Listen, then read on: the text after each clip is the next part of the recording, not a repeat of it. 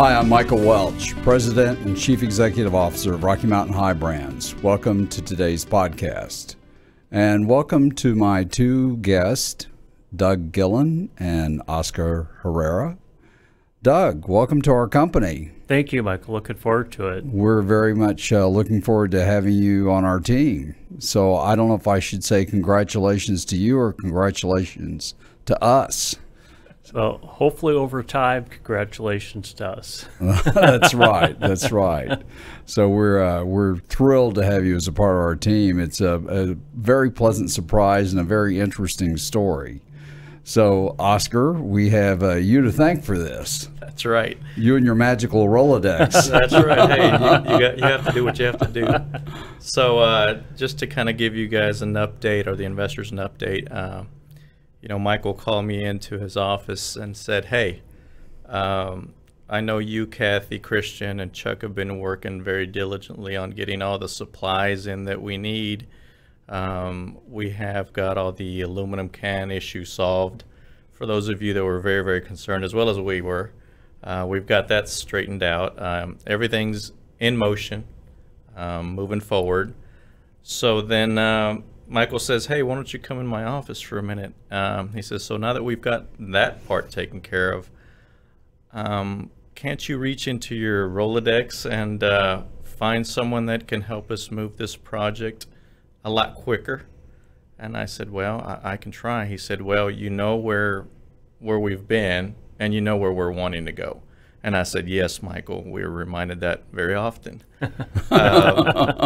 Nonetheless, so I said, well, I will reach out to someone or some contacts that I have in my Rolodex. And I said, I have one person in mind, don't know if he's available or not, but I will make that contact. And I did. And I asked Doug, and it so happens that at the time Doug said, well, as a matter of fact, I am doing some consulting. And I said, can we bring you in and see if you can work with the team here and see what we have to offer? And he agreed. He came in and he spent several weeks with us. And he'll go over that whole story more than I can tell you. But make a long story short, the team got together, the executive team, and said, hey, this is someone we really need to have. And so let's make an offer and see if we're even in the ballpark. And so long story short, here he is. All right. So with that being said, I'll pass the baton over to you, Doug. Well, thank you, Oscar. You're welcome. So thank you, Oscar. Appreciate that. Absolutely. I worked with the team at Rocky Mountain High Brands for 7 or 8 weeks and identified what I saw as significant opportunities for us to grow the business. We could not be a sustainable company online, and so through 8 weeks of back and forth discussions on strategy, and some of the major distributors we're looking at through my contacts. I think we've got a solid brand strategy to move forward in the retail market, which is critical to get into the grocery chains. And on top of that, a solid growth strategy going forward.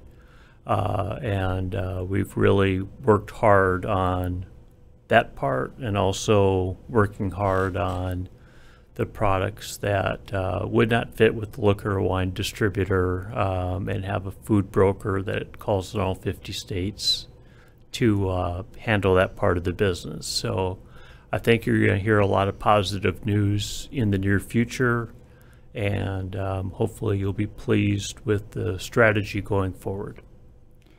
So, Doug, one thing I'd like to delve into, and I want to go into your background, but before we do that, there's an opportunity that you saw with us that we've spent a lot of time talking about, that's not an opportunity that we have today, but one that we'll have in the not so distant future. Can you expand upon that? I think you know what I'm talking about. I don't. Yes, as a matter of fact, I do, Michael. So I was fortunate enough to have 7 job offers, and February 1st was kind of the date. And the reason I chose Rocky Mountain High Brands was the integrity of the people. I enjoyed working with them. I think they have a solid executive team, and I don't see any weak links in the company, or else I wouldn't have signed on. And one of the main reasons I signed on is, we have a strategic plan for the water. I think we've agreed on a strategic plan for the hemp products. And more importantly, where the lottery is going to hit, so to speak, is in the THC market. And I have, in my previous position as an executive with a major distributor, I had contact with owners, and still do, with all the major distributors in the United States. And 2 of the biggest distributors carry THC in the 3 provinces in Canada. And just to let you know why this is attractive to me, is in Canada it's regulated by the wine and liquor industry. We have every reason to believe up to this point that it's going to be regulated by the wine and liquor industry in the United States. And in Canada, the THC market has exploded to the point in those 3 provinces where, as hard as it may be to believe, the sales force and management structure mirrors the wine and spirits structure. They have vice president of sales, equal number of sales reps. It's doing that much volume. So that really excited me about this company, and the opportunity is growing what we have now with a strategic plan, getting a major distribution partner on board with my contacts, and the opportunity down the road based on the Canadian model and the business they're doing. Well, we're excited about that, and you've gotten us more excited about that in the discussions that we've had with you over the last several weeks. So we're very pleased to have you on our team, and the expertise and background and contacts that you bring are going to be extremely valuable to the company and our revenue growth and where we go in the future. So I think it's going to be great for our shareholders, our revenue base, our market cap, and every aspect of what people who watch these podcasts are interested in. So we're glad to have you on here today so that you can share that with people directly. So happy to. Good. So tell us about your background. What have you spent the last 26 years doing? So I've been in the liquor and wine industry my whole life. I started with the Gallo Winery, and why that's important is back in 1992, the consolidation of the distributor networks, the suppliers, the grocery chains and package chains had not taken place yet. And really, if you wanted to learn how to sell in the wine and spirits industry, Gallo was the only one who offered that opportunity. So I started out of college, Michael, as we discussed, going through a 3-month intensive training program right back in college. Had a huge blue Gallo training manual that I was quizzed on every Friday. And after that 3-month period, and getting that training that no one else in the industry offered, Gallo Winery, to their credit, was the first liquor or wine or even distributor that offered that sort of training in this industry. So it was very valuable, and still is, to people in the industry. And I was placed with Johnson Brothers, who I still keep in contact with, Michael Johnson, Todd Johnson, the owners. And I have a great relationship with them, but worked for 2 years there as a sales rep and 1 year as a district manager before moving to Houston, Texas to work for RNDC.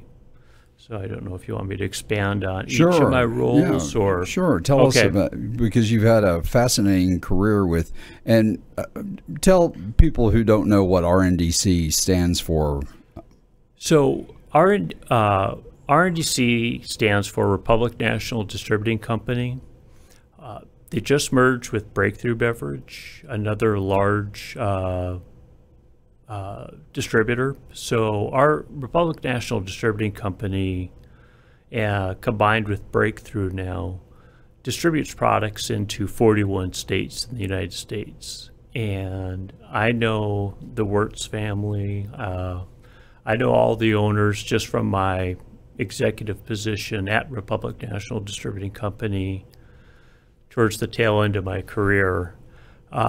What makes me unique and I think very valuable to this operation and will make me an asset in moving this thing forward is not only the contacts I have with customers, but knowing all the key players at the big distributors and being able to pick up the phone and call them up, and knowing the key buyers at a national and in a lot of states at the state level, and being able to call them up and they know who I am and can get things done.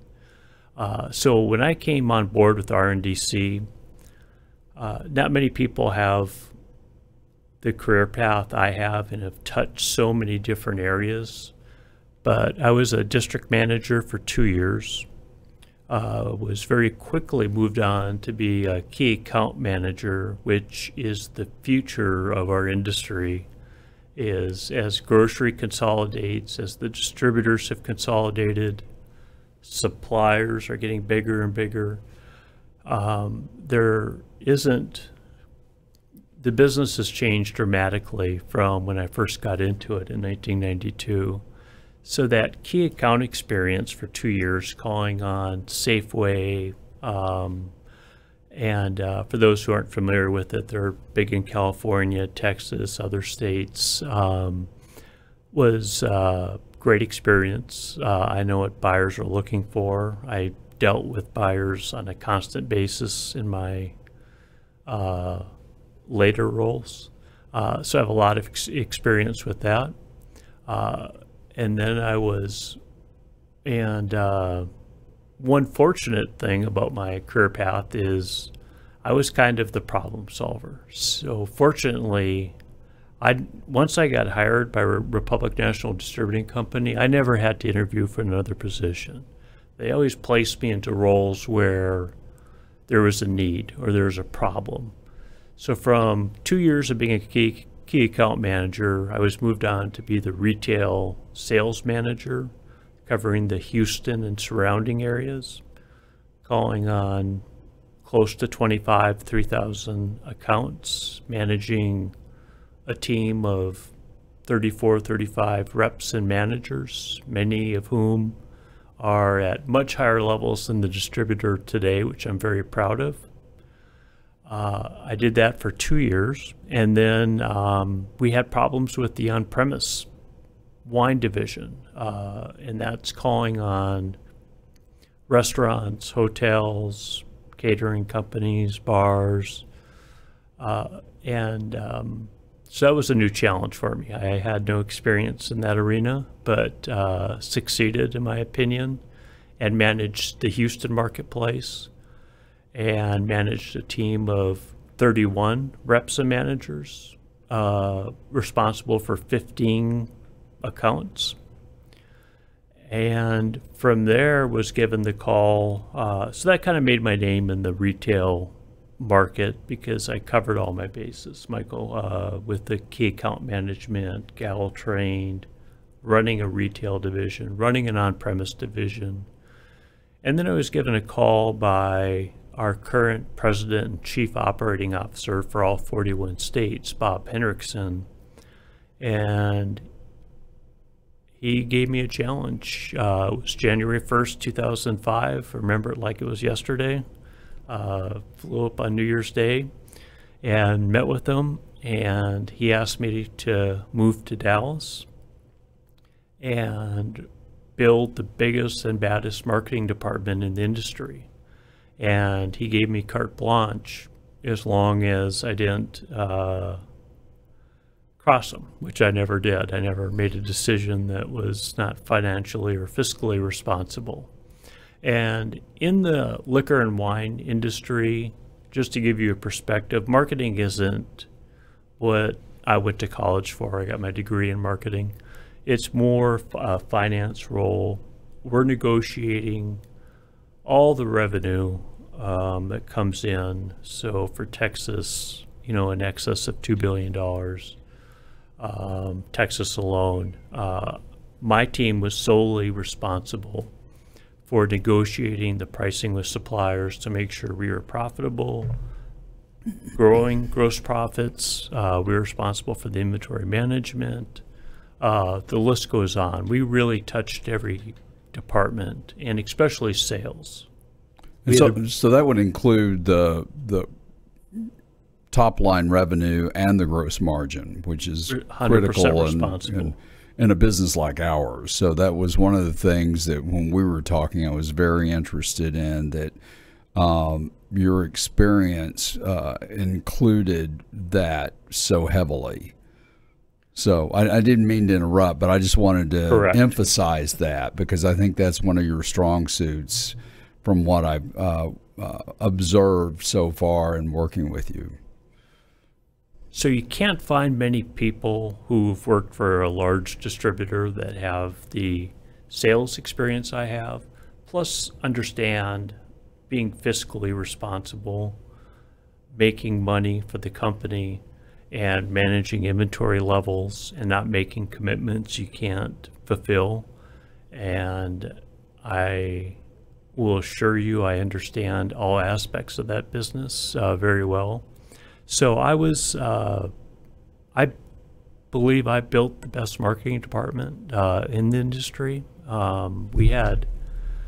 When I was VP of marketing for spirits and wine in Texas, we had 35 employees.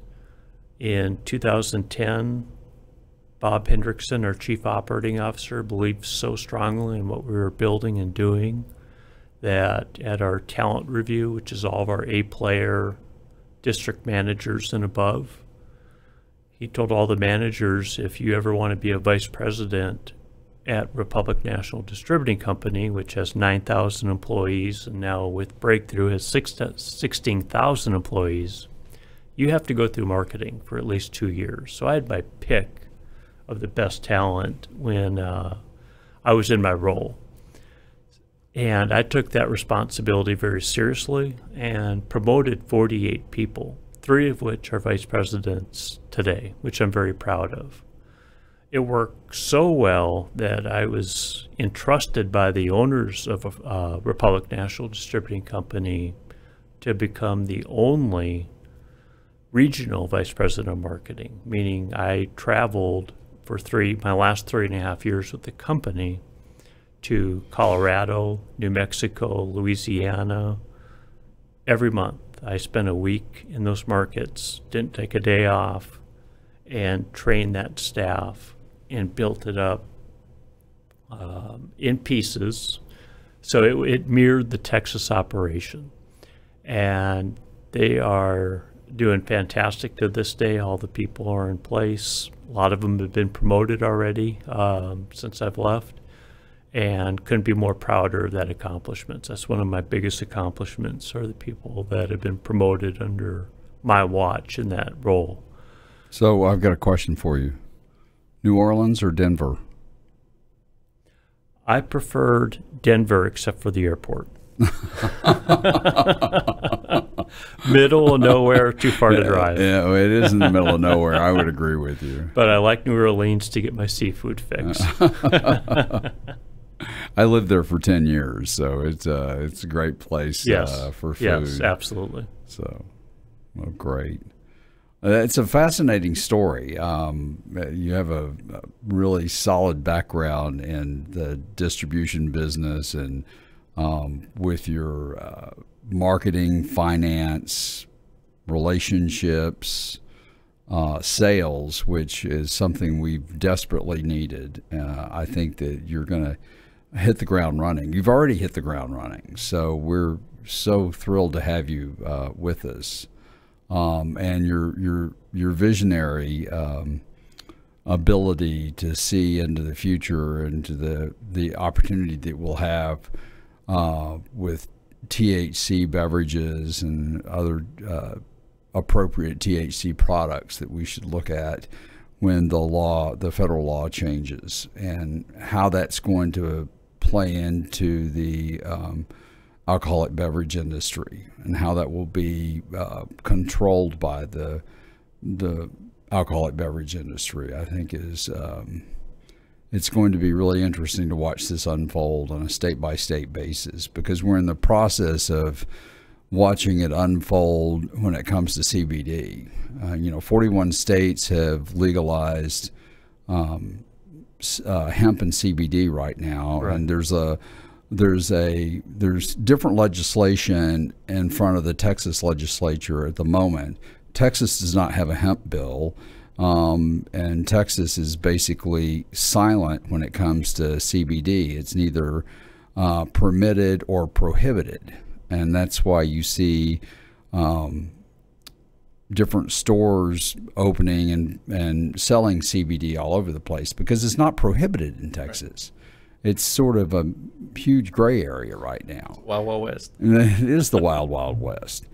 And we had an incident just, I guess, about 3 weeks ago, where a young man was stopped in Tarrant County for a minor traffic violation and was charged with a felony because he had a bottle of CBD in his car. And the CBD didn't have any THC in it. It was THC free. Mm-hmm. But the rookie officer charged him with a felony because he assumed that it had THC in it. Right.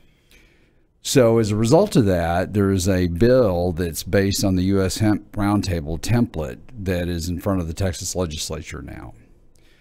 So the process that we're going through with CBD and hemp and CBD right now will probably be somewhat similar to the process that we'll go through, and I hope it won't be as painful by the time we get to the THC side of this, the marijuana and the THC side of this, 2 to 3 years from now when we start that process. So it's going to be fascinating to watch this unfold, right. And I'm really looking forward to that. So when I first started talking to Doug, and man, I just could not get him off that dang THC. I was like, Doug, we're not. Well, wait. Now you're sounding like a recovery center. No. But you need to reword that, Oscar. I probably do. The THC drinks. Okay. The beverages. And so he said, the THC beverage. I said, no, Doug, we're not doing THC in the beverages. And he said, that's gold mine. That's the gold mine. And I said, it is, but we're not there yet. So what I need you to do is I need your expertise to get us in all these doors, and we'll already have a footprint. So when that does happen, we're already there. That's right. You know, we're not knocking on doors. So what I need you to do is we'll have established relationships. Exactly. That's it. This whole business is about relationships. If you don't have that, you're going to run out of knuckles because you're going to be knocking all day long. You know that from your experience at Southwest Spirits. That's right. That's right. So 10 years of beverage experience, I know all about that. And that's how we know each other from that aspect. But and your magical Rolodex. Exactly. And that. But so again, is so excited about that. And a lot of the people that he started reaching out to were so excited. But we're not there yet. So the hemp drinks, and like I said, you know, many podcasts ago, I mean, we're setting this up for the tsunami, and it's coming. I mean, it is. This is the year we go from being zeros to heroes. Oh yeah, it's crazy. I mean, and unfortunately for us, and I guess any small business, people don't believe you until you have an actual purchase order. You can say I've got a million or 2 million or 10 million cans.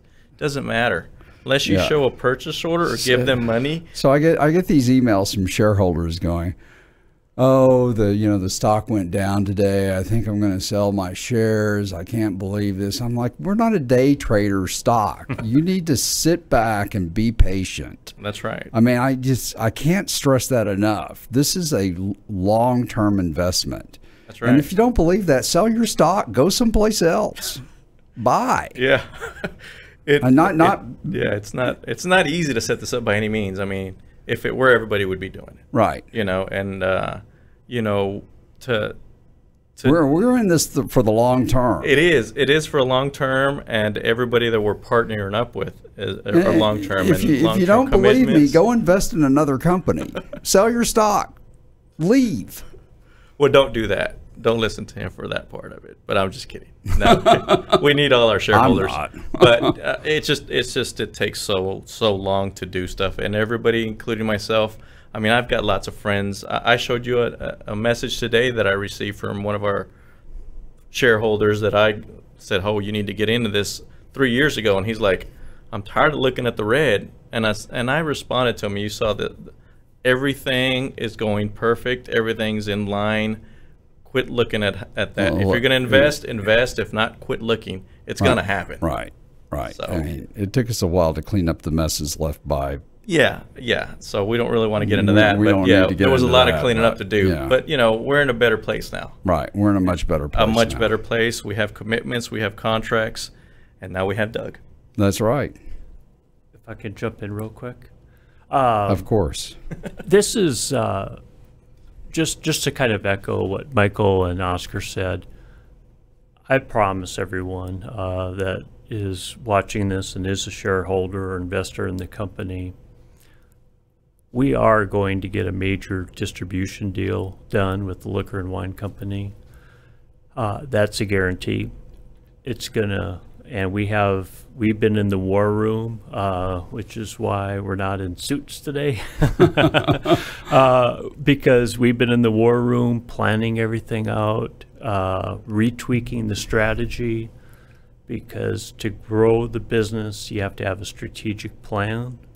And we're starting in Texas, Louisiana, and Oklahoma. Online sales will continue, but that can't sustain the business. We have to grow in a semicircle, and we have a very solid strategic plan with the products we have currently. And it gets our foot in the door, and I can't stress it enough, with a major liquor and wine distributor, which we otherwise would not get.